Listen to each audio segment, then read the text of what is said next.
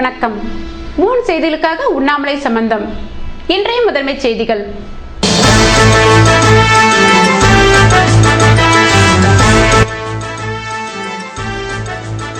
NR Congress அரசின் அவலங்களை எடுத்துரைக்க கிராமங்கள் தோறும் மக்களை சந்திப்பேன்.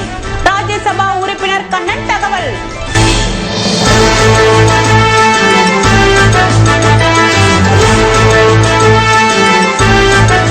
ஜிப்மரில் ஒப்பந்த காவலாளிகள் திடீர் வேலை நிறுத்தம்.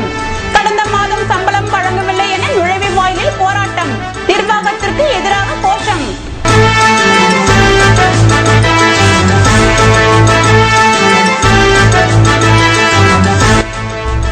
பிஎஸ்என்எல் அதிகாரிகள் ஊழியர்கள் 2ஆம் நாள் தர்ணா. 7 அம்ச கோரிக்கை நிறைவேற்ற தவறினால் மார்ச் மாதம் காலவரையற்ற வேலைநிறுத்தம். இனி விரிவான செய்திகள். புதுவை என்ஆர் காங்கிரஸ் அரசின் அவலங்களை மக்களுக்கு எடுத்துரைக்க கிராமங்கள் தோறும் செல்ல இருப்பதாக ராஜ்யசபா உறுப்பினர் கண்ணன் தெரிவித்துள்ளார். புதுவையில் செய்தியாளர்களை சந்தித்த அவர், நிர்வாக சீர்கேடு, நிதி பற்றாக்குறை போன்றவை காரணமாக என்ஆர் காங்கிரஸ் அரசு பட்டமரமாகிவிட்டதென்றும் பல்வேறு வளர்ச்சி பணிகள் முடக்கப்பட்டுள்ளதால் புதுவையின் எதிர்காலம் கேள்விக்குறியாகி உள்ளதென்றார். இதுபோன்ற நிலைமை நீடிப்பதால் என்ஆர் காங்கிரஸ் இல்லாத மாற்று அரசு அமைய தேர்தலில் தீவிர பணியாற்றுவேன் என்ற கண்ணன், காங்கிரஸ் கூடாரம் காலியாகி வருகிறது என்பதை மெய்ப்பிக்கும் வகையில் ஏனாமில் நடைபெற்ற விழாவில் காங்கிரஸை சேர்ந்த எம்எல்ஏ மல்லாடி கிருஷ்ணராவ் அடுத்த முறை ரங்கசாமி தலைமையிலான என்ஆர் காங்கிரஸ் அமையும் என பேசியிருப்பது காங்கிரஸ் கூடாரம் மாநிலத்திலும் மத்தியிலும் காலியாகி வருவதை காட்டுகிறது என்றார். முன்னாள் மத்திய அமைச்சர் நாராயணசாமி மல்லாடி கிருஷ்ணராவின் டெல்லி ஏஜென்டாக செயல்படுகிறார் என்று குற்றம் சாட்டிய கண்ணன், என்ஆர் காங்கிரசுடன் காங்கிரஸை சேர்ந்த முக்கிய நிர்வாகிகள் தொடர்பு வைத்துள்ளனர் என்றும் புதுவை என்ஆர் காங்கிரஸ் அரசின் அவலங்களை மக்களுக்கு எடுத்துரைக்க பொங்கலுக்கு பின் கிராமங்கள் தோறும் செல்லவிருப்பதாக கண்ணன் கூறினார்.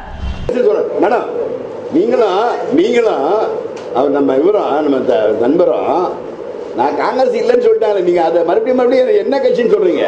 இப்போ நான் காங்கிரஸ் இல்லைன்னு சொல்லிட்டாங்க. என்னது இன்னும் ஆரம்பிச்சா தானே சொல்ல முடியும் சார்? இப்போ நான் கட்சி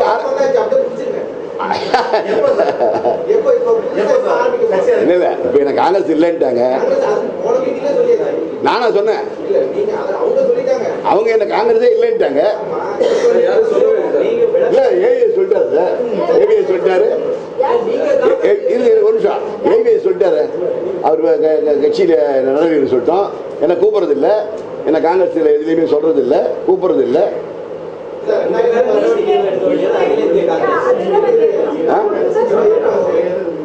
எது என்ன சொல்லணும்? இல்ல மேடம், தொடர்பு வச்சுக்கிறாங்க, நேரடி தொடர்பும் வச்சுக்கிறாங்க. சொந்த லாபத்துக்காக, ஊர் லாபத்துக்கெல்லாம் கிடையாது. போய் எக்ஸ்பிரஸ் படிச்சு எனக்கு பயங்கரமா மேடம் மேல கோபம். மேடம் வந்து அதை தப்பா எழுதியிருக்காங்க. அதாவது ஊருக்காக அவர் பண்றாராம். ஊருக்காக யாரும் பண்ணல சார். இங்க வந்து ஆட்சிக்கு ஜால்ரா போடுற எல்லாரும் நேரடியாகவோ மறைமுகமாகவோ சொந்த லாபத்துக்காக மூட்டை கட்டுறதுக்காக அவங்களும் தொடர்ந்து இந்த அயோக்கியத்தனமான வேலையை மக்கள் பிரதிநிதிகள் என்ற பெயரில் நேரடியாகவும் மறைமுகமாகவும் பல பேர் செஞ்சுன்னு இருக்கிறாங்க. காங்கிரஸ் கட்சியில் நிறைய பேர் இருக்காங்க, ஒருத்தங்களா 2 பேரா. அதில் இதை நான் வெளிப்படையாக சொன்னேன். காங்கிரஸ் கட்சி கூட்டத்தில் நீங்கள் வந்தீங்களா வரலையான்னு தெரியல. காங்கிரஸ் கட்சியுடைய கூட்டத்தில் சொன்னேன் நான். அவங்க பேர்லாம் நீங்கள் எதாவது கேட்க மாட்டீங்களா அப்படின்னு. ஏன் அவ்வளோ எதுக்கு? நீங்கள் பத்திரிகையாளர் கேட்டீங்கல்ல, நம்ம காங்கிரஸ் தலைவரில் சிவராம இருந்தார் தெரியாது, நடராஜன் எம்எல்ஏ சிஎம் அடிக்கடி பார்க்குறாரு. அது என்ன விஷயம் சார்னும் போது அவர் காங்கிரஸ் தலைவர் ஏவி சுப்பிரமணியம், நாராயணசாமி, வைத்திலிங்கம் என்ன சொன்னாங்க? அவர் தொகுதி வேலையாக பார்க்குறாரு. தொகுதி வேலை நடக்கணும்னா எம்எல்ஏ பார்த்தா ஆகணும். தொகுதி வேலை நடக்கணும். நம்ம எம்எல்ஏக்கு தொகுதி வேலை நடக்கணும்னா எப்படி முதலமைச்சர் பார்க்க முடியும்? அவரு கட்சிக்கார பெரிய காங்கிரஸ்காரர் இருந்தாரு, அது சந்தேகமே இல்லை. அவரு முதலமைச்சரை பார்த்துக்கிட்டே இருக்காரு. தொகுதி வேலை நடக்கணும். தொகுதிக்காக தன்னை அவரு மெழுகா உருக்கிக்கிறாரு. மரியாதையே பார்க்கறது இல்லை, கௌரவமே பார்க்கறது இல்லை. அதனால யாரா இருந்தாலும் போய் நிற்பாரு. கவர்னராக இருந்தாலும் நிற்பாரு, யார் கவர்னராக வந்தாலும் போய் நிற்பாரு, முதலமைச்சர் யார் வந்தாலும் போய் நிற்பாரு அப்படின்னு சொன்னாங்க. இப்போ என்னமா சொல்றாரு ஏவிஎஸ்? அப்படித்தானே நீங்க கேட்டதுக்கு பதவிக்காக ஓட்டாரோம். இப்போ என்ன அவர் பதவி இல்லாமல் இருக்காரு? இப்போ இன்னும் அவர் பதவி இல்லாமல் இருக்காரு. மல்லாடி கிருஷ்ணராவ் பதவிக்கு ஆசைப்பட்டு விட்டு ஓடிவிட்டார். அவர் என்ன சொல்றாரு, ஏன் சார் ஏனத்தில் ஒரு காங்கிரஸ் எம்எல்ஏ அறிவிக்கிறாரு, என்னுடைய ஆதரவு ரங்கசாமிக்குத்தான், இப்பொழுதும் சரி அப்பொழுதும் சரி எப்போதும் சரி, நான் ஏற்கனவே அவரை ஆதரித்திருக்கிறேன். எப்போ ரொம்ப வருஷம் முடிய ஆதரிச்சாராம், 10 வருஷம் முடிய 12 வருஷம் முடிய. இது ரகசியம் பாருங்க, இதுதான் காங்கிரஸ். நான் அப்போதும் ஆதரித்தேன், நடுவிலும் ஆதரித்தேன், இப்பொழுதும் ஆதரிக்கிறேன், எப்போதும் ஆதரிப்பேன். 2016 அவர் தான் முதலமைச்சர். இது என்னையா கொஞ்சமாவது வெக்கமான ஏதாவது சூடு சொரணம் இருக்கா? இவங்க கூடி யோசிப்பாங்க இனிமேல். அது மட்டும் சொல்ல மாட்டாரு, அவரை விட நல்ல முதலமைச்சர் புதுச்சேரியில் இது வரைக்கும் வந்ததே கிடையாது. யாரு? காங்கிரஸ் எம்எல்ஏ. இதை நான் ஏற்கனவே சொன்னேனே, அப்ப என்ன பதில்? நான் சொன்ன கண்ணன் அயோக்கியம் கெட்டவன், அவனை காங்கிரஸை விட்டு தீர்த்து கட்டிடணும். கண்ணன் காங்கிரஸ் விரோதி, நான் காங்கிரஸ் விரோதி. 16 வயதில் நான் ஏற்கனவே காங்கிரஸ் கூட்டத்தில் 4-5 முறை பெரிய வாக்குவாதம் சார்.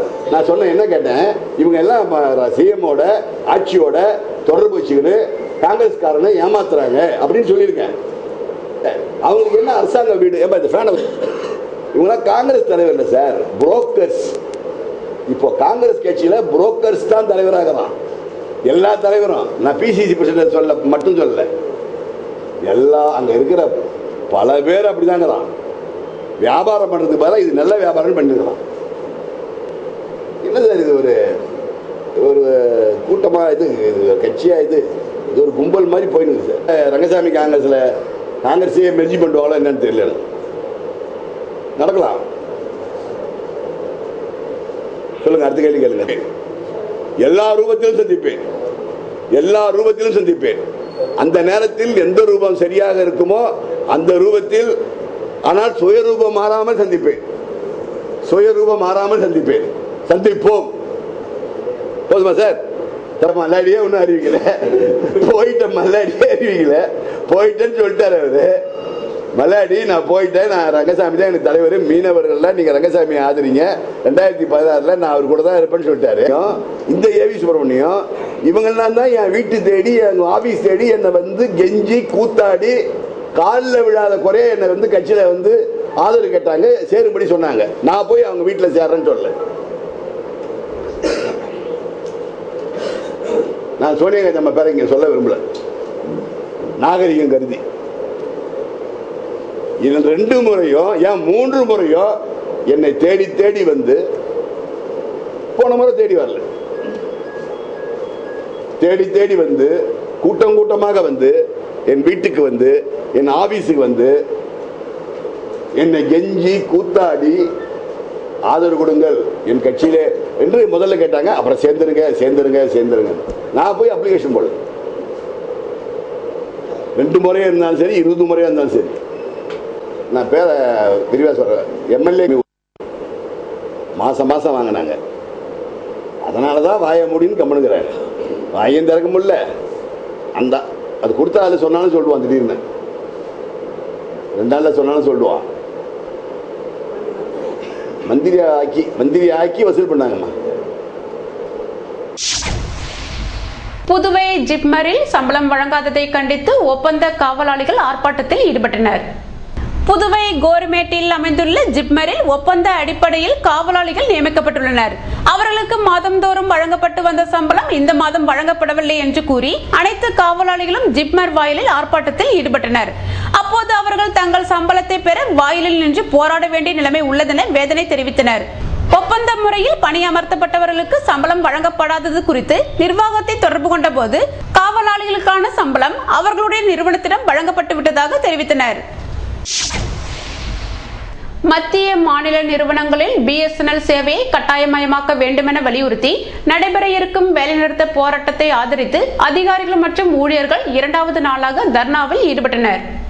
கிராமப்புற சேவைக்கு ஏற்படும் இழப்பை ஈடு செய்ய வேண்டும், BSNL சேவைகளை விரிவாக்கம் செய்ய நவீன கருவிகளை வாங்க வேண்டும், 4G சேவையை துவக்க BSNLக்கு அனுமதி வழங்க வேண்டும், மத்திய மாநில மற்றும் பொதுத்துறை நிறுவனங்களில் BSNL BSNL சேவையை கட்டாயமயமாக்க வேண்டும் என்பது உட்பட 7 அம்ச கோரிக்கையை வலியுறுத்தி BSNL ஊழியர்கள் நாடு தழுவிய அளவில் பிப்ரவரி 25ஆம் தேதி பாராளுமன்றம் நோக்கி பேரணி நடத்த உள்ளனர். மேலும் மார்ச் 17ஆம் தேதியிலிருந்து காலவரையற்ற வேலைநிறுத்த போராட்டத்தில் ஈடுபட உள்ளனர். இந்நிலையில் BSNL அதிகாரிகள் மற்றும் ஊழியர்கள் 2வது நாளாக தர்ணா போராட்டத்தில் ஈடுபட்டனர். இதில் தொழிற்சங்க நிர்வாகிகள் மற்றும் ஊழியர்கள் கலந்து கொண்டு கோரிக்கை தொடர்பாக கோஷங்கள் எழுப்பினர். புதுவையில் நகரம் மற்றும் கிராமம் பகுதிகளில் பனிப்பொழிவினால் மக்கள் கடும் அவதி அடைந்துள்ளனர். மார்கழி மாதம் என்றாலே பனிப்பொழிவுடன் குளிர் மக்களை வாட்டி வதைக்கும். இந்நிலையில் கடந்த 3 வாரமாக புதுவை மற்றும் அதன் சுற்றுப்புற கிராம பகுதிகளில் இரவு நேரங்களில் பொழியும் பனியினால் மக்கள் அல்லல்பட்டுள்ளனர். இரவில் நிலவிடும் பனியை சமாளிக்க மங்கி குல்லா, ஸ்வெட்டர், சால்வை போன்றவற்றை அணிந்து கொண்டாலும் பனியினால் ஏற்படும் நடுக்கத்தை கட்டுப்படுத்த முடியவில்லை. இதனால் 80% பனியினால் பாதிக்கப்பட்டு மூக்கடைப்பு, ஜலதோஷம் என மருத்துவமனைகளுக்கும் மருந்து கடைகளுக்கும் படையெடுத்த வண்ணம் உள்ளனர். மார்கழி என்றாலே நினைவுக்கு வரும் கோலம் கூட கொட்டும் பனி காரணமாக இரவு 8 மணிக்கே உதயமாகிவிடுகிறது. காலையில் நிலவிடும் பனிக்கு தங்களால் தாக்குப்பிடிக்க முடியாது என்பதால் இந்த எச்சரிக்கை நடவடிக்கையில் நம்மூர் பெண்மணிகள் களமிறங்கி உள்ளனர். கடும் பனிப்பொழிவு போன்றவற்றினால் கடற்கரையில் வாக்கிங் செல்பவர்களின் எண்ணிக்கையும் வெகுவாக குறைந்து வருகிறது.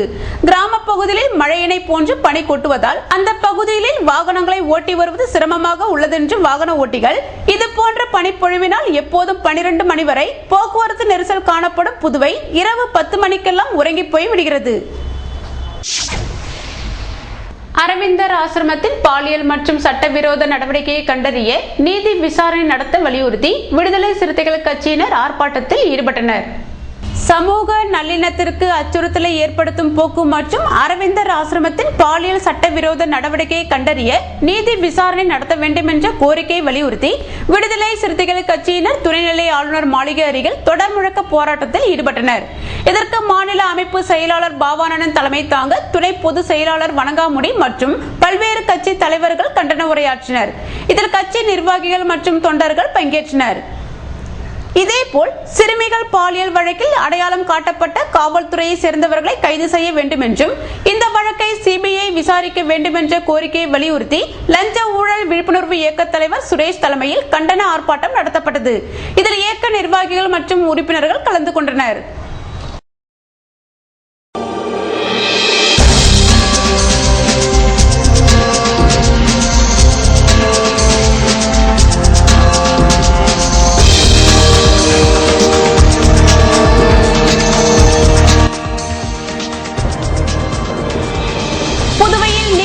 பகுதியை தேடி வரும் பறவைகளை வேட்டையாடினால் நடவடிக்கை, வனத்துறை எச்சரிக்கை.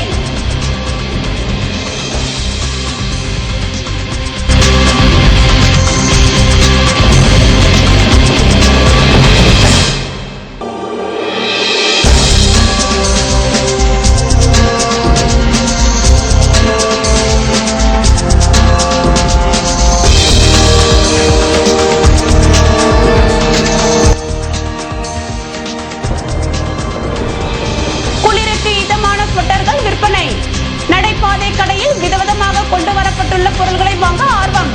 விவரம் விளம்பர இடைவெளிக்கு பிறகு.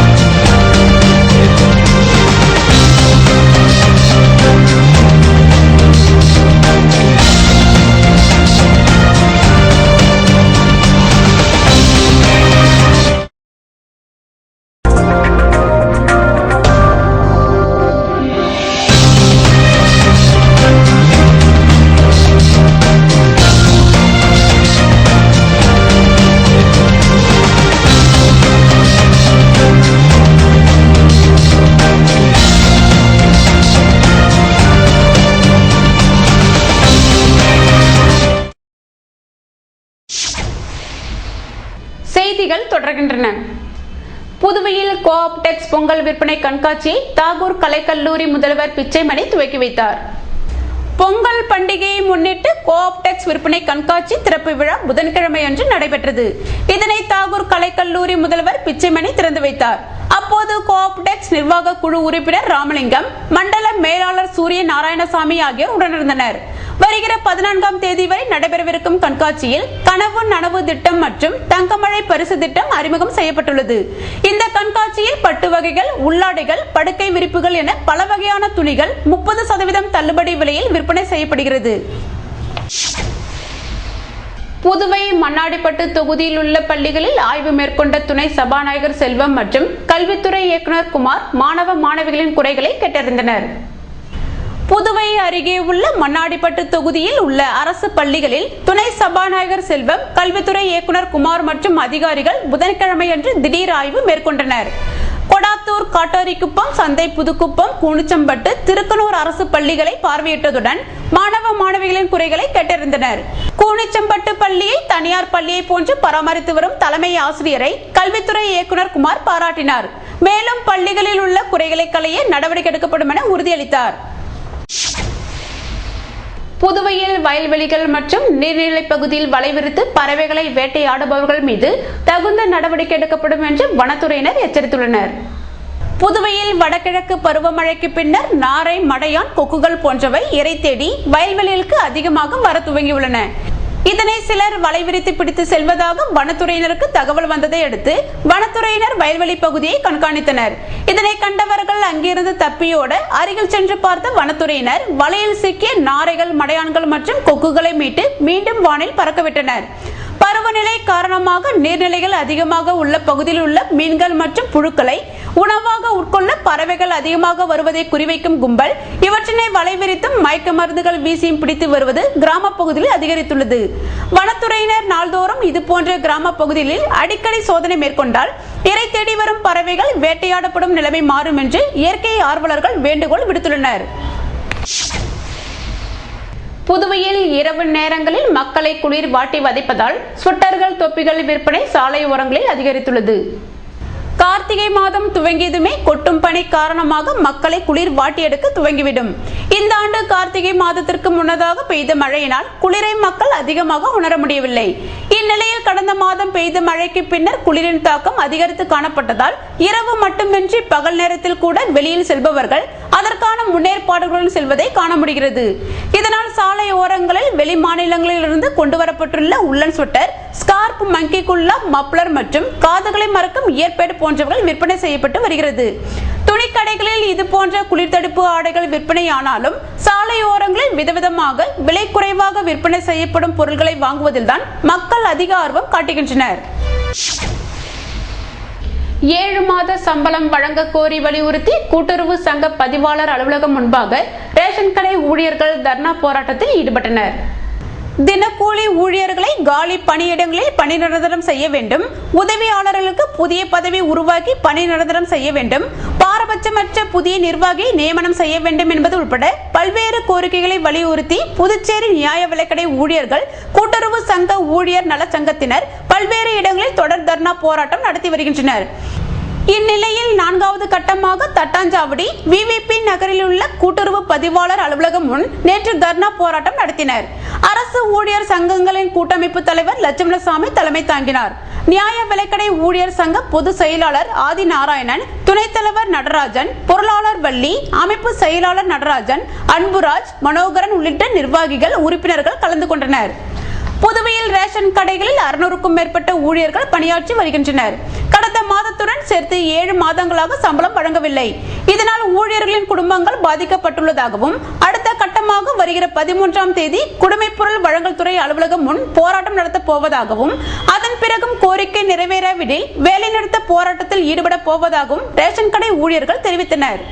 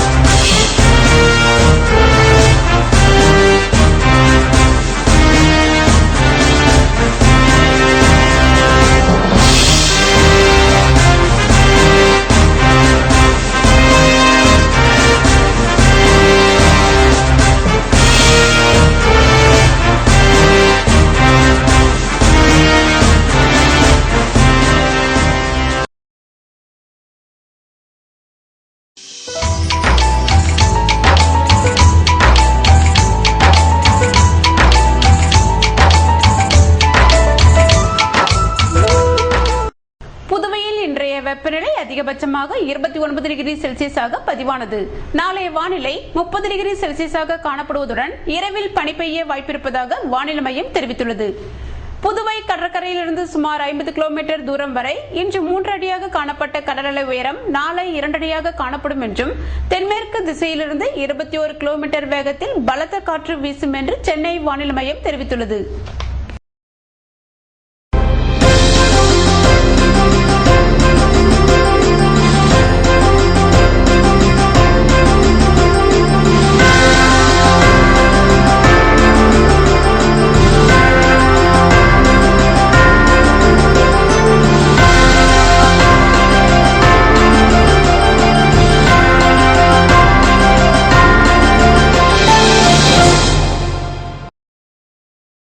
மீண்டும் இன்றைய முதன்மை செய்திகள்.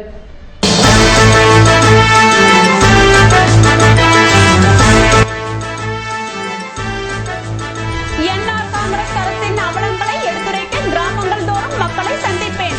ராஜ்யசபா உறுப்பினர் கண்ணன் தகவல்.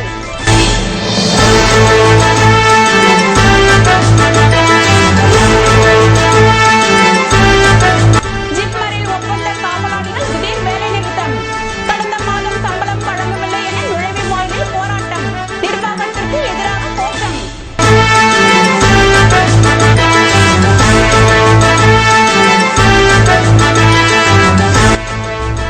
BSNL அதிகாரிகள் ஊழியர்கள் 2ஆம் நாள் தர்ணா. 7 அம்ச கோரிக்கை நிறைவேற்ற தவறினால் மார்ச் மாதம் காலவரையற்ற வேலைநிறுத்தம்.